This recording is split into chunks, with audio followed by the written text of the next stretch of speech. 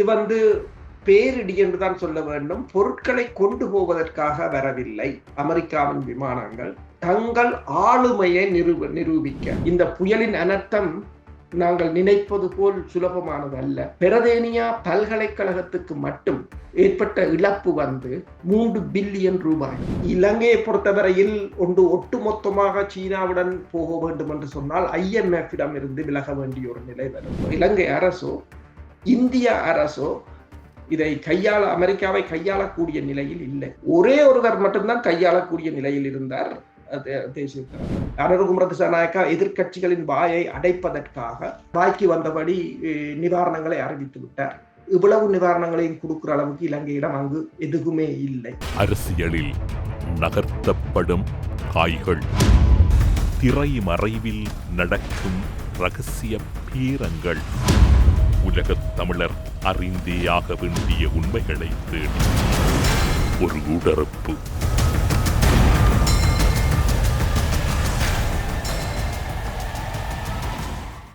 இன்றைய ஊடறுப்பு நிகழ்ச்சியில் எம்மோடு இணைந்து கொண்டிருக்கக்கூடியவர் பிரித்தானியாவில் இருக்கக்கூடிய கலாநிதி பிரபாகரன், எல்லோராலும் நன்கு அறியப்பட்ட இராணுவ ஆய்வாளர் வேல்ஸிலிருந்து அரூஸ் அவர்களை ஊடறுப்பு நிகழ்ச்சியோடு இணைத்திருக்கின்றோம். ஊடறுப்பு நிகழ்ச்சியின் சார்பில் உங்களை வரவேற்பதில் மகிழ்ச்சி. வணக்கம். வணக்கம் தமிழரசு. ஊடறுப்பு நேயர்களுக்கு அன்பு வணக்கம். இலங்கையை பொறுத்தவரையில் இன்றைய நிகழ்ச்சியில் ஒட்டுமொத்தமாக பல நேயர்களுடைய ஆதங்கமாக இருப்பது, நீங்கள் இலங்கையிலே கடந்த ஒரு வாரங்களில் இடம்பெற்றிருக்கக்கூடிய பல நாடுகளின் உதவிகளில் இராணுவத்தினர் இணைந்திருந்ததும், அந்த இராணுவத்தினர் இணைந்திருந்ததற்கு அப்பால் சில நாடுகளினுடைய இராணுவத்தினுடைய வேகம் என்பது வழமைக்கு மாறாக இருந்ததையும் பல நேயர்கள் பின்னூட்டங்கள் வழியாகவும் வேறு தகவல்கள் வழியாகவும் கேட்டிருக்கின்றார்கள்.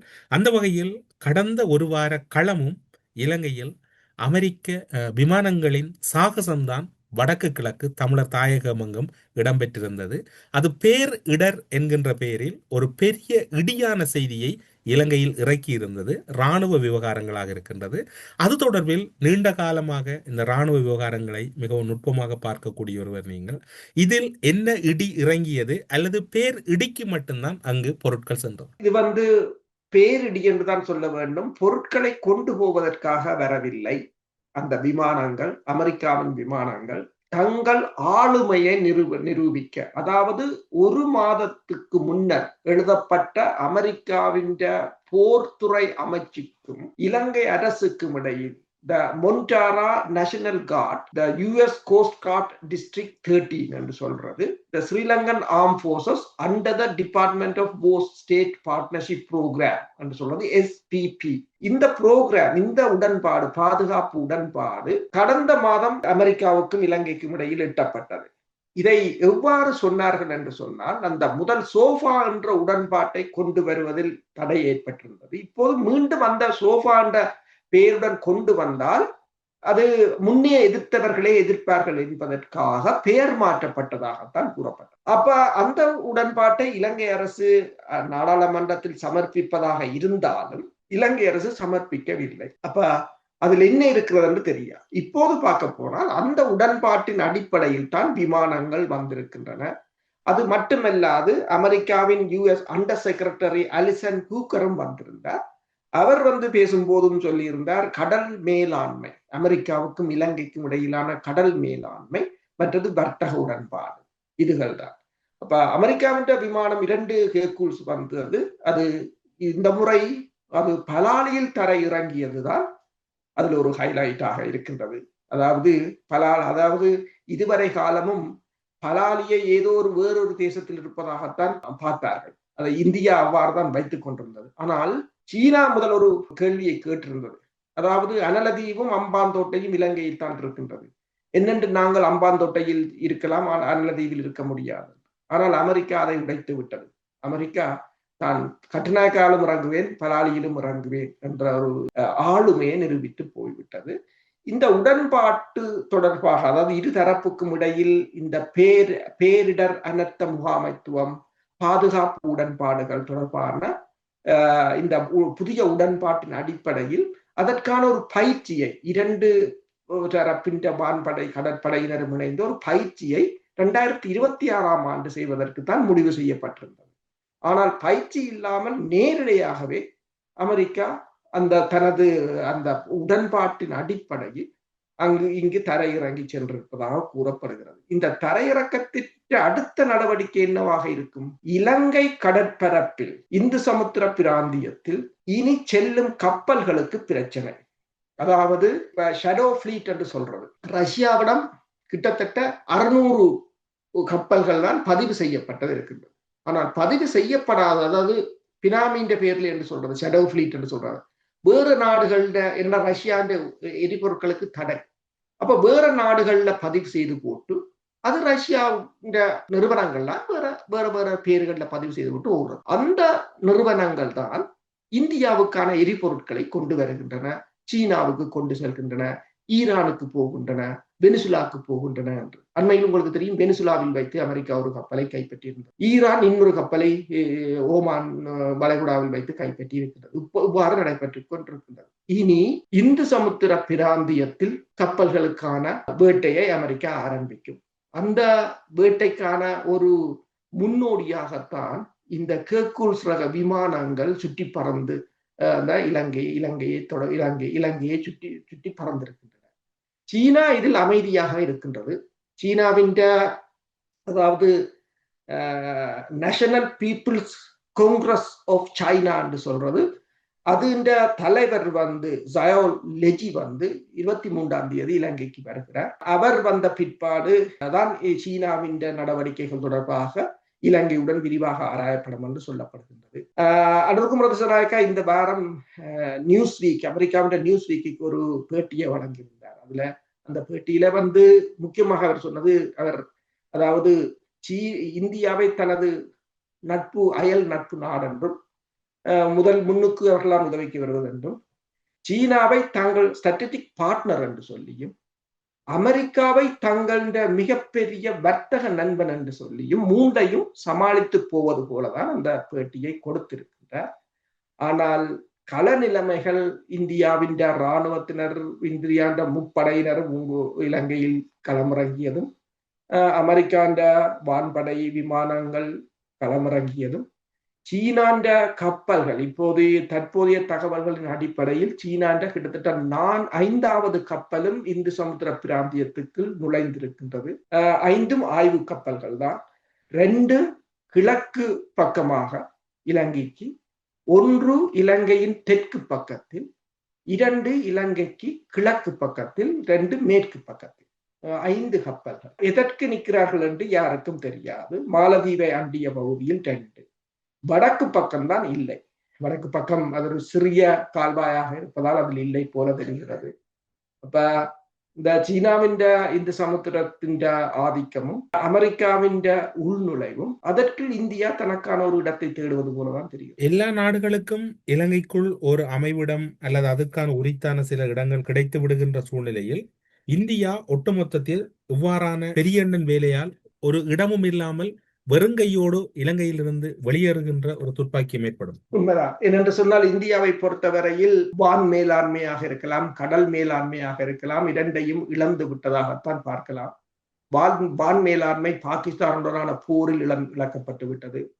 கடல் மேலாண்மையையும் இப்ப சீனாவின் கடற்படையுடன் இந்தியா நிற்க முடியாது. அம்பாந்தோட்டை துறைமுகத்தையும் போர்ட் சிட்டியையும் சீனா கையகப்படுத்தியதுடன் இந்தியாவின் கடல் ஆதிக்கம் போய்விட்டது. அப்ப அதே நேரம் வடக்கில் கிழக்கில் தமிழ் மக்களின் மனங்களை வென்றதாண்டால் அதுவும் இல்லை, அதுவும் பூச்சியமாகத்தான் இருக்கின்றது. இப்ப அனுர்குமார் நியூஸ் வீக்கு சொன்னது போல 3 நாடுகளையும் சமாளித்து போகலாம் என்று எதிர்காலத்தில் இல்லை, அவ்வாறான ஒரு நிலைமை இல்லை.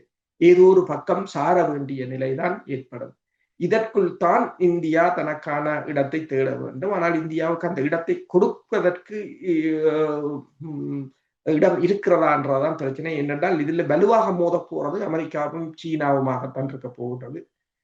ரஷ்யா இப்ப உங்களுக்கு தெரியும், ரஷ்யாவின் புட்டின் அண்மையில் இந்தியாவுக்கு வந்திருந்தது. இந்தியா, அதாவது இந்து சமுத்திர பிராந்தியத்துக்குள் ரஷ்யாவின் கப்பல்கள் இனிமேல் இலகுவாக வரக்கூடிய நிலையாக இருக்க போகிறது. அது அமெரிக்காவின் இந்தோ பசிபிக் பிராந்தியத்துக்கும் அது மட்டுமல்லாது அரபிக்கடலில் இருக்கிற அமெரிக்காவின் தளங்களுக்கும் ஒரு ஆபத்து. இப்ப அமெரிக்கா அதை சும்மா பார்த்து கொண்டு நிற்காது. இப்ப இலங்கையை பொறுத்தவரையில் இப்போது IMF இடம்தான் பணத்தை எதிர்பார்த்து நிற்கின்றது. இந்த புயலின் அனர்த்தம் நாங்கள் நினைப்பது போல் சுலபமானது அல்ல. பெரதேனியா பல்கலைக்கழகத்துக்கு மட்டும் ஏற்பட்ட இழப்பு 3 பில்லியன் ரூபாய்கள். நீங்கள் அதை டாலருக்கு மாத்தினீர்கள் என்று சொன்னால் கிட்டத்தட்ட $10 மில்லியன். $10 மில்லியன் என்று நான் சொல்லிக்க நீங்கள் ஒப்பிட்டு பார்க்கலாம். அமெரிக்கா கொடுத்தது 2 மில்லியன், UN கொடுத்தது 4.5 மில்லியன், ஐரோப்பிய ஒன்றியம் கொடுத்தது 2, அப்ப ஆஸ்திரேலியா கொடுத்தது 1, பிரித்தானியா 2 வைப்போம். இவ்வளத்தையும் கூட்டினாலும் பெரதேனியா பல்கலைக்கழகத்தின் கட்டடத்தை கட்டவே காணும். மிச்சத்தை நீங்கள் யோசிச்சு பாருங்க, இவ்வளவு வந்து மிச்சம் இன்னும் உரிப்பட்டது. இலங்கை சொல்லி இருக்கிறது அதன் தாக்கத்தை அளவிட 6 மாதம் எடுக்கும் என்று.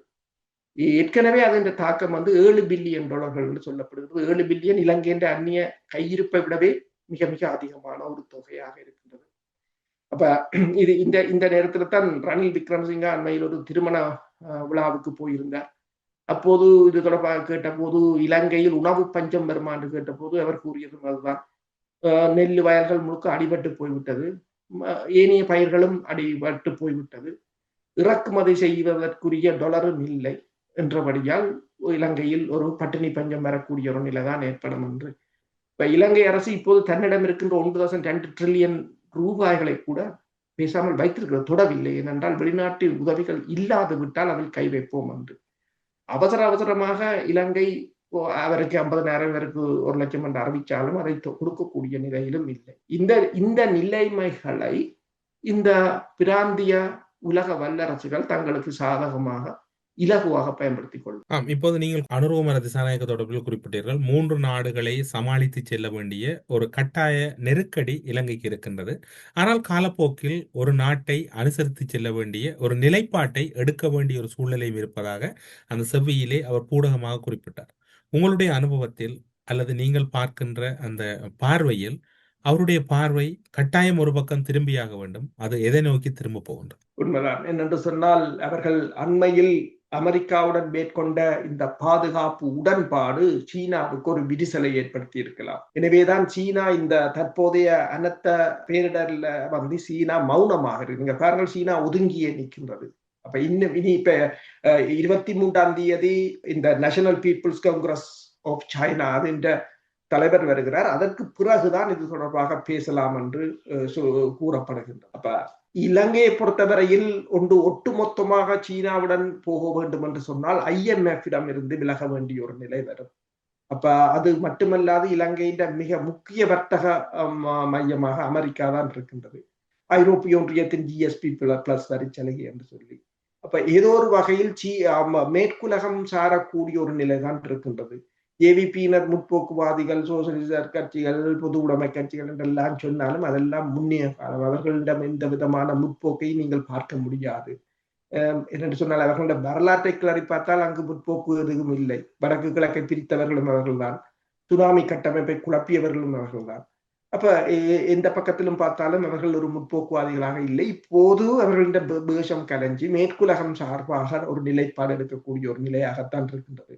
எனவேதான் அமெரிக்காவின் உள்நுழைவும் இராணுவ விமானங்களின் பரப்புகளை நீங்கள் பார்க்கும் போது ஒட்டுமொத்தமாக இலங்கை அமெரிக்காவுக்கு அதனை ஓப்பனாக திறந்து விட்டது போலதான் தெரிகின்றது. ஆபத்தான நேரத்தில் இறுதி முடிவு எடுக்கின்ற அந்த கட்டத்துக்குள் அனுரகுமார திசாநாயக்க நகர்ந்து விட்டார், அல்லது அந்த கட்டத்தை அவர் இப்போது நெருங்கி விட்டார் என்று எடுத்துக்கொள்ளலாம் இந்த பதில் மூலம்? உண்மைதான். இப்போது கடந்த வாரம் வந்து சீனாவின் Chinese people's association for friendship with foreign countries என்று சொல்ற அது தலைவர் வந்திருந்தார்.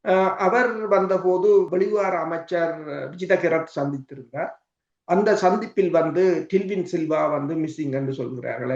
அவர் வளமையாக சீன அதிகாரிகள் வந்தால் டில்வின் சில்வா தான் முன்னணியில் நிற்பார். இந்த சந்திப்பில் அவர் காணவில்லை என்று கூறுகின்றார்கள், அல்லது வேறு அளவிலாக போய்விட்டார்களோ தெரியவில்லை.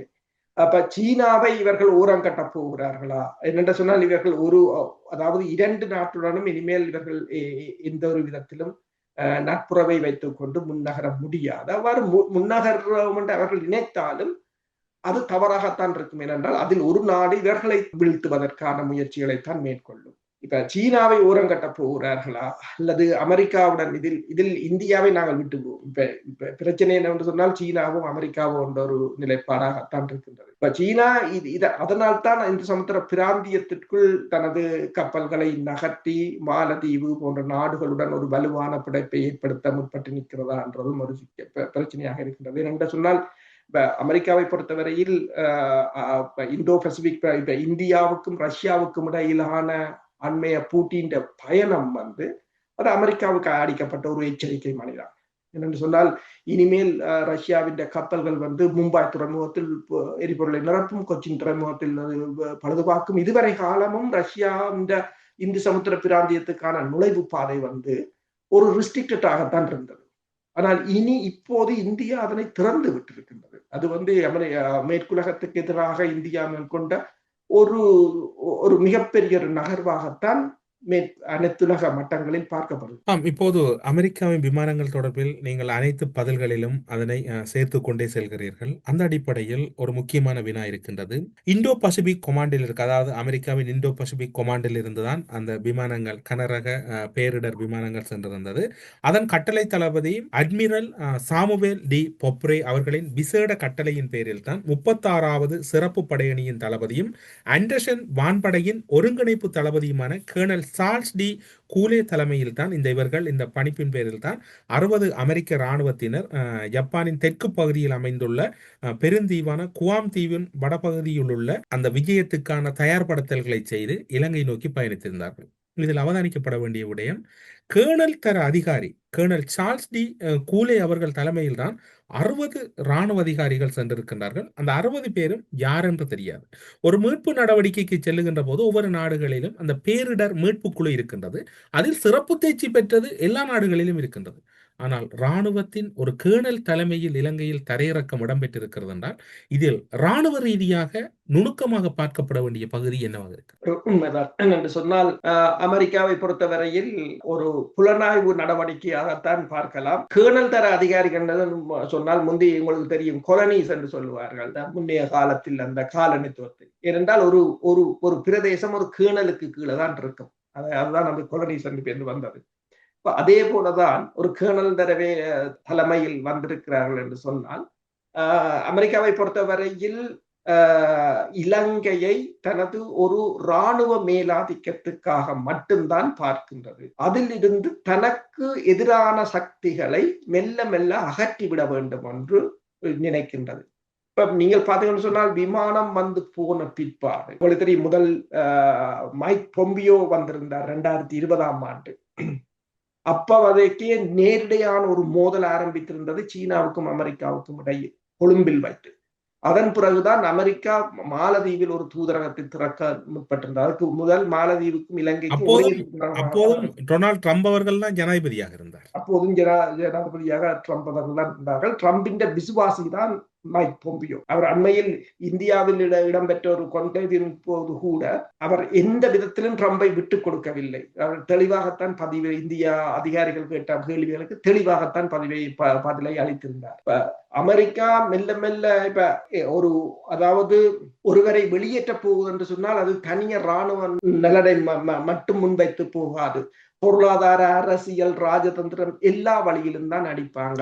இப்ப விமானம் போன பிறகு நீங்கள் பார்த்தீர்கள் என்று சொன்னால் அமெரிக்காவை தளமாக கொண்ட இந்த லாப நோக்கற்ற அமைப்பான ஒழுங்கமைக்கப்பட்ட வெறுப்பு ஆய்வு அமைப்பு என்று சொல்றது CSOH என்று சொல்றது. அது என்னென்றால் US based non-profit Center for the Study of Organized Hate என்று சொல்றது. அவங்க என்ன சொல்லியிருக்கிறாங்கன்னு சொன்னால் இலங்கையின் கிறிஸ்தவர்கள் மற்றும் முஸ்லிம்களுக்கு எதிரான சில குழுக்கள் வடக்கு மற்றும் கிழக்கு, அதாவது வடக்கு கிழக்குத்தான் சொல்றாங்க, தாங்கள் தெற்க சொல்லவில்லை, வடக்கு மற்றும் கிழக்கில் சமீப ஆண்டுகளில் நடத்தி வரும் வெறுப்பு பேச்சு பிரச்சாரங்கள் மத வட்டாரங்களை குறிப்பாக இந்து சமூகத்தை பீரியடைய செய்துள்ளது. அதாவது இப்போது இது அமெரிக்காவின் சிந்தனை பள்ளி இதை சொல்லி இருக்கின்றது. அமெரிக்காவின் அரசின் ஆதரவு இல்லாம அது சொல்லாது. அவங்க என்ன சொல்றாங்க என்று சொன்னால் இதில் இந்திய தேசியவாதம் இதற்குள் கலந்திருக்கின்றது என்று சொல்லிவிட்டது. என்னென்று சொன்னால் இந்தியாவுக்கும் இதற்கும் தொடர்பு இருக்கின்றது என்று சொல்லியும் இதன் பின்னணியில் இந்தியா தான் இருப்பதாகவும் அவங்க என்ன சொல்றாங்கன்னா, இந்து தேசியவாத டிஜிட்டல் தளங்கள், அரசியல்வாதிகள் மற்றும் பொது நபர்களுடன் நாடு கடந்த தொடர்புகளை வளர்ப்பதன் மூலம் தேர்தல் நடத்தையை பாதிக்கும் முயற்சிகளை, அத்துடன் சிங்கள பௌத்த ஸ்டேட் அதாவது ஆட்சியாளர்களுடன் ஒரு தந்திரோபாய ஒத்துழைப்புகளின் மத்தியில் இது நடைபெறுகிறது. எதை அடிக்கிறார்கள்? சிவசேனா கட்சி அடிக்கிறார். அதாவது இந்தியாவை ஆதரவோட இடம்பெறுகின்ற நடவடிக்கையை தான் இது குறிக்கின்றது. அது மட்டுமல்ல, அவங்களோட சொல்றாங்க, முடிவாக அவங்க சொல்றாங்க, இது தமிழ் தேசியவாத கட்சிகள் மற்றும் சிங்கள பௌத்த தீவிரவாத தேசியவாத அமைப்புகளின் பலவீனத்தின் விளைவாக இது வடிவமைக்கப்பட்டுள்ளது. இதில் இந்தியா வடக்கு கிழக்கில் இந்த இந்துத்துவம் என்று சொல்லி ஊடுருவதற்கான ஒரு எதிர் நடவடிக்கையாகத்தான் நீங்கள் பார்க்கலாம். ஒன்று, இராணுவ ரீதியாக மட்டும் இந்தியாவை அங்கிருந்து வெளியேற்றவர்கள் முற்படவில்லை. இந்தியா வகுக்கின்ற கொள்கைகள், இந்தியாவின் தேசியவாத மதவாதத்தை வடக்கு கிழக்குக்குள் புகுத்துவதையும் வெளியேற்றுவதற்கான ஒரு நடவடிக்கையாகத்தான் இந்த அமெரிக்காவை தளமாக கொண்ட இந்த என்ஜிஓவின் அறிக்கையை நீங்கள் பார்க்கலாம். ஒவ்வொரு சின்ன செய்தியும் ஏதோ ஒரு தகவலை எங்களுக்கு சொல்லும். நாங்கள் அதை கூர்ந்து பார்த்தால் அதன் அர்த்தங்களை புரிந்து கொள்ளலாம். இது ஏன் நான் இதை இங்கு சொல்கிறேன் என்று சொன்னால், இது ஒரு சின்ன செய்தி என்று நாங்கள் கடந்து போக முடியாது. ஏனென்றால் அதை எவ்வளவு தூரத்துக்கு அவங்கள் இதை இறங்கி இருக்கிறார்கள், அமெரிக்கா இறங்கி இருக்கிறது என்பதை இந்த தகவலும், நீங்கள் சொன்னது போல கேர்னல் தர அதிகாரி தலைமையில் வந்த குழுவினரின் நடவடிக்கையை நீங்கள் ஒருங்கிணைத்து பார்த்தால் புரியும். ஆம், அமெரிக்காவை பொறுத்தவரையில் ஆண்டர்சன் வான்படை என்பது எந்த அளவில் முக்கியம் பெறுகிறது? அந்த வான்படையின் சிரேஷ்ட முதல் நிலை கேர்னல் தர அதிகாரி தான் சார்ல்ஸ் டி கூலே அவர்கள். அப்படி பார்க்கின்ற போது ஆண்டர்சன் வான்படை என்பது அமெரிக்காவை பொறுத்தவரையில் எந்த அளவு முக்கியமாக இருக்கு? உண்மையில் அந்த வான்படை தளத்தை பொறுத்தவரையில் பசிபிக் பிராந்திய, இந்தோ பசிபிக் பிராந்தியத்தில் அது ஒரு வலிமை மிக்கது. இப்ப நீங்கள் பாத்தீங்கன்னா சொன்னால், சிரியாவில் அண்மையில் தாக்குதல் இடம்பெற்றிருந்தது. அதற்குரிய காரணத்தை அவர் கூறுகிறார்கள், சிரியாவில் இருந்து அமெரிக்கா படையினரை குறைத்து விட்டது. 2000 1000 900 700 குறைத்து விட்டது. அதே போல ஆப்கானிஸ்தானில் இருந்து எடுத்தார்கள். அதே போல இப்போது ஐரோப்பிய நாடுகளில் இருந்து எடுக்கிறார்கள். இவர்கள் எல்லாம் எங்கு போகிறார்கள் என்று பார்த்தால், அண்மையில் உங்களுக்கு தெரியும், அமெரிக்காவின் பாதுகாப்பு செயலாளர் பீட் ஹெசட், அவர் ஒரு 800 பிரிகேடியர் ஜெனரல் தர அதிகாரிகளை கூப்பிட்டு ஒரு கூட்டம் வைத்திருந்தார். அந்த கூட்டம் இந்த பசிபிக் பிராந்தியத்தை மையமாக கொண்டது. இங்கிருந்து எல்லா இடங்களிலும் இருந்து எடுக்கப்படுகின்ற படையினர் எங்கு போய் கொண்டிருக்கிறார்கள் என்றால் பசிபிக் பிராந்தியத்துக்கும் இந்தோ சமுத்திர பிராந்தியத்துக்கும் தான் அவர்கள் மெல்ல மெல்ல நகர்த்தப்பட்டு கொண்டிருக்கிறார்கள். அப்ப இதில் நீங்கள் பாத்தீங்கன்னா சொன்னால், இந்த வான்படை தளத்தை பொறுத்தவரை, பசிபிக் பிராந்திய வான்படை தளத்தை பொறுத்தவரையில் அது ஜப்பானுக்கும் அது மிக முக்கியமானது. எதிர்வரும் போர் நடவடிக்கைக்கு அதுதான் பிரதானம். அவர் பீட்டர் ஹெசட் ஒன்றைத்தான் சொல்லியிருந்தார். அவர் சொன்னது என்னென்று சொன்னால், நீங்கள் எப்போதும் இயங்கு நிலையில் இருங்கள், இல்லை என்று சொன்னால் நீங்கள் வீட்டுக்கு போய்விடுங்கள். அதாவது நீங்கள் எதிரியை விட மிக வேகமாக இயங்க வேண்டும் என்று சொல்லி, அந்த வேகத்தை தான் நீங்கள் இந்த இலங்கையில் அவர்கள் தரையிறங்கியதையும், இலங்கையை சுற்றி முற்றுமுழுதாக அளந்து கொண்டு போயிட்டார்கள். வடக்கிலிருந்து அங்க கிழக்கு வரையும், மேற்கிலிருந்து தெற்கு வரையும் எல்லாம். அப்ப சுற்றி கொண்டு போனது மட்டுமல்லாது, அடுத்து இந்து சமுத்திர பிராந்தியத்துக்குள்ளால் போகின்ற ஷடோ பிளீட்டுக்கு கடுமையான ஒரு பாதிப்பு வரும் என்றுதான் நினைக்கிறேன். இது கடுமையான பாதிப்பு என்றால், இந்தியாவின் எண்ணெய் நிறுவனங்களுக்கு வருகின்ற எரிபொருட்கள், அதாவது தடை செய்யப்பட்ட கப்பல்கள் மூலம் இந்திய நிறுவனங்கள் எண்ணெய்களை வாங்கி கொண்டிருக்கிறார்கள். அது எல்லோருக்கும் தெரிந்த விடயம். அந்த கப்பல்களை இனிமேல் கைப்பற்ற போகிறார்கள். அதற்கான ஒரு முன்முயற்சியாகத்தான், அதற்கு தளமாக இலங்கையைத்தான் பயன்படுத்த போகிறார்கள். அதுதான் இந்த கேர்னல் தர அதிகாரியின் வரவின்ற உள்நோக்கம் என்று நான் கருதுகிறேன். கிட்டத்தட்ட இந்த பேரிடரின் போது அமெரிக்காவினுடைய உளவு அமைப்பு ஆண்டர்சன் வான்படையின் ஒருங்கிணைப்பு தளபதியூடாக அதற்கான ஒரு களத்தை பரிசோதித்திருக்கின்றது தமிழர் தாயக பகுதிகளில். உண்மைதான். இந்த கள பரிசோதனை உங்களுக்கு தெரியும், அந்த எக்ஸசைஸ் செய்வாங்க, அதாவது ட்ரில், அது ஒரு பயிற்சி ஒத்திகை. அதுதான் இப்போது கொழும்பு ஊடகங்கள் போட்டிருக்கின்றது. இந்த பயிற்சி ஒத்திகையை அவங்க வார வருஷம் தான் வச்சிருந்தது. 2 இலங்கை வான்படை, இலங்கை கடற்படையும், அமெரிக்க வான்படை, அமெரிக்க கடற்படை. ஆனால் அது உண்மையாகவே இப்போது நடந்து விட்டது. ரியல் சிச்சுவேஷன் என்று சொல்லித்தான் வந்திருக்கு. இப்ப இது ஒரு தளம். முதலில் ஒரு எந்த ஒரு போருக்கும் அல்லது எந்த ஒரு நடவடிக்கைக்கு முன்னர் ஒரு பயிற்சி ஒன்று இருக்கு. அந்த ஒரு பயிற்சி களமாகத்தான் இது பயன்படுத்தப்பட்டிருக்கிறது. அதில் யூனிசங்கின்ற பங்கு மிக மிக அதிகம். அவர் வந்த 6 மாதத்துக்குள்ளேயே கோத்தபாயாவை கலைச்சவர். இப்ப ட்ரம்ப் வந்த பிற்பாடும் அவரை அகற்றவில்லை பாருங்கள். என்னென்று சொன்னால் யார் ஒருத்தன் கேப்பபுளா இருக்கிறானோ அவங்களை கட்டாயம் அவர்கள் வைத்திருப்பார்கள். முன்னாள் அமெரிக்காவின் வெளிவார செயலாளர் அந்தோனி பிளிங்கன் கூட அவர் தொடர்பாக ஒரு சிறப்பான பார்வையை வெளியிட்டிருந்தார். அவர் எவ்வளவு ஒரு ஆளுமை மிக்கவர் என்று சொல்லி அவர் தான் இந்த முழுத்திலையும் ஒருங்கிணைத்துக் கொண்டு இருக்கின்றார். அவர் ஜேவிபியுடனும் அவர் தான் இந்த அறகலிய போராட்டத்தின் போது நின்றார், ஒருங்கிணைத்தார். ஆனால் இப்ப என்ன பிரச்சனை என்று சொன்னால், இதை இலங்கை அரசை பொறுத்தவரையில் இலங்கை அரசோ இந்திய அரசோ இதை அமெரிக்காவை கையாளக்கூடிய நிலையில் இல்லை. ஒரே ஒருவர் மட்டும்தான் கையாளக்கூடிய நிலையில் இருந்தார், தேசிய தலைவர். அது 2003ஆம் ஆண்டு நடந்த டோனர் அதாவது கொடையாளிகள் இந்த மாநாட்டில இலங்கைக்கான ஒரு பதிலடியை கொடுத்து 2022ஆம் ஆண்டு கோத்தபாய ராஜபக்ச நாட்டை விட்டு ஓடுவதற்கு 2003ஆம் ஆண்டே வகுத்தவர் அவர்தான். ஆனால் இந்தியாவை பொறுத்தவரையிலுமோ இலங்கையை பொறுத்தவரையிலுமோ இப்ப இருக்கிற தலைவர்களை பொறுத்தவரையில் இந்த அமெரிக்கான நகர்வுகளை அதை எதிர்கொண்டு முறியடிக்கக்கூடிய வல்லமை யாருக்கு? அப்படியே 2026ஆம் ஆண்டு பிறக்கின்ற புதிய வருடம் என்பது ஆசிய பிராந்தியத்தின் ஒரு அரசியல் குவிவு அல்லது ராஜதந்திரத்தின் அதி உச்சமான பேசுபொருளாக இலங்கை மாறப்போவதை யாரும் தவிர்க்க முடியாது. கிட்டத்தட்ட இந்தியாவுக்கு 2026ஆம் ஆண்டு காலம் என்பது மிகவும் ஒரு நெருக்கடி மிக்க காலமாக பார்க்கலாம். இந்தியாவுக்கு அவ்வாறு தான் இருக்கும். இந்தியாவின் ருப்பீஸை நீங்கள் பார்க்கலாம், தொடர்ச்சியாக வீழ்ந்து கொண்டு போகின்றது அமெரிக்க டாலர்களுக்கு எதிராக. இந்தியாவுக்கு அமெரிக்கா 50% வரியை விதிக்கிறது. இப்ப மெக்சிகோவும் 50% விதித்திருக்கின்றது. என்ன பிரச்சனை என்று சொன்னால், அடுத்ததாக இலங்கையை நான் கூறுவேன். என்னென்று சொன்னால், நான் கூறினேன், அதாவது ஒரு பல்கலைக்கழகத்தின் இழப்பு கூட இவ்வளவு. அனுரகுமார திசாநாயக்கா எதிர்கட்சிகளின் வாயை அடைப்பதற்காக வாய்க்கு வந்தபடி நிவாரணங்களை அறிவித்து விட்டார். இவ்வளவு நிவாரணங்களையும் கொடுக்கிற அளவுக்கு இலங்கையிடம் அங்கு எதுவுமே இல்லை. உதாரணமாக நீங்கள் பார்த்தீங்கன்னு சொன்னால், ஜெர்மன் டச்சு என்ற ஒரு பத்திரிகை ஒன்று வெளிவர்றது ஜெர்மனியிலிருந்து. அந்த பத்திரிகை கூட போட்டிருக்கிறது, அரசாங்கத்துக்கு தெளிவாக முன்னெச்சரிக்கைகள் வழங்கப்பட்டது. அரசாங்கத்தின் புறக்கணிப்பு. அரசாங்கம் அந்த தான் செய்த பிழைகளை மறைப்பதற்காக, எதிர்கட்சிகளின் வாய்களை அடைப்பதற்காக கடகடன்று வாய்க்கு வந்தபடி நிவாரணங்களை அறிவித்தாச்சு. எதை கொடுக்கிற அளவுக்கு அரசாங்கத்திடம் இல்லை. இப்ப இலங்கை ஒரு மிகப்பெரிய ஒரு பொருளாதார நெருக்கடியைத்தான் சந்திக்க போகிறது.